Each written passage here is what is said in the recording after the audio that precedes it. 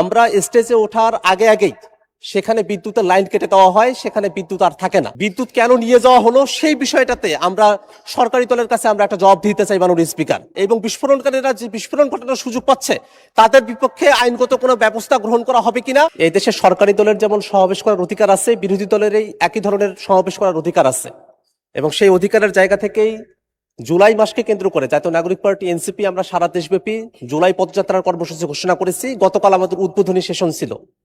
গতকাল রাতের বেলা আমাদের মাননীয় বিরোধী দলীয় চিফ হুইপ জনাব নাহিদ ইসলাম এমপি, আমি সহ আমাদের কেন্দ্রীয় নেতৃবৃন্দ আমরা সাভারে গিয়েছিলাম, একটা সমাবেশে উপস্থিত হয়েছিলাম। অত্যন্ত দুর্ভাগ্যের বিষয়ে আমরা স্টেজে ওঠার আগেই সেখানে বিদ্যুতের লাইন কেটে দেওয়া হয়, সেখানে বিদ্যুৎ আর থাকে না। আমরা বিদ্যুতের জন্য যোগাযোগ করেছিলাম, কিন্তু কোনোভাবেই যোগাযোগ করে আমরা সমর্থ হয়ে উঠতে পারি নাই।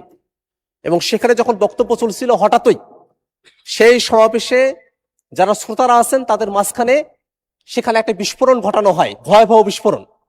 এবং সেই বিস্ফোরণে অনেকেই হতাহত হন, রক্তাক্ত হন, সেখানে রক্ত ছড়িয়ে পড়ে এবং তারপরে সেখানে ধোঁয়া উঠে যায়। এবং আমাদের ওখানে যারা শ্রোতারা ছিলেন তারা ছত্রভঙ্গ হয়ে পড়েন। আমরা সমাবেশ সংক্ষিপ্ত করে আমরা থানায় গিয়েছিলাম।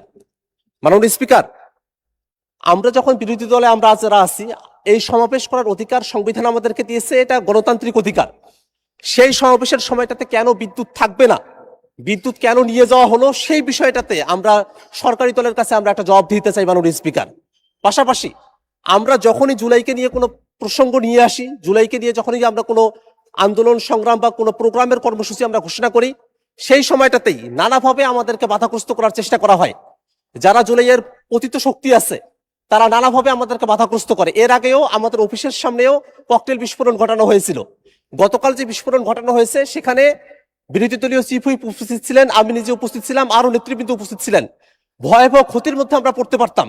এমত অবস্থায় যারা পতিত স্বৈরাচার আছে এবং যারা নানাভাবে সমাজে স্বাভাবিকীকরণের দিকে অগ্রসর হচ্ছে, তাদের ব্যাপারে আসলে সরকারের তরফ থেকে পদক্ষেপ কি, সেটা মাননীয় স্বরাষ্ট্রমন্ত্রী যদি এখানে থাকতেন তার কাছেই জানতে চাইতাম। কিন্তু যেহেতু মাননীয় স্বরাষ্ট্রমন্ত্রী এখানে উপস্থিত নেই, এই কারণে আপনার মাধ্যমে সরকারের কাছ থেকে আমরা জানতে চাই যে কেন বিদ্যুতের লাইন বন্ধ থাকলো সেই সময়টাতে।